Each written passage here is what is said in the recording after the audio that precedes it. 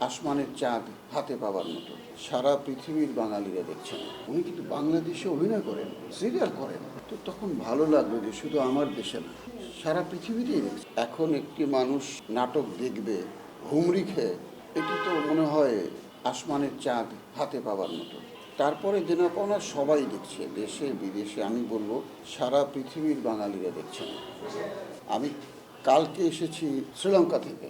তো আমার ট্রানজিট ছিল চেন্নাই। তো চেন্নাই বসে আছি একা। তো দূর থেকে দেখি এক ভদ্রলোককে এক ভদ্র মহিলা বলছেন যে, তুমি চিনতে পারছো নাকি, চিনতে পারছো? উনি কিন্তু বাংলাদেশে অভিনয় করেন, সিরিয়াল করেন। তারপর তারা ধীরে ধীরে আমার কাছে আসলো। কাছে আসার পরে বলল যে, আপনি কি অভিনয় করেন বাংলাদেশের নাটকে?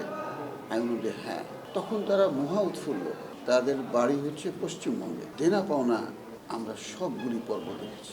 আরও বাড়ানো যায় না? আরও একটু বাড়ান না কেন, আর সময়টা একটু বাড়িয়ে দেন না কেন? তো তখন ভালো লাগলো যে শুধু আমার দেশে না, সারা পৃথিবীতেই দেখছে। আমার বন্ধুবান্ধব যারা অন্যান্য দেশে আছেন সবাই বলে। তো এটা অনেক ভাগ্যের ব্যাপার।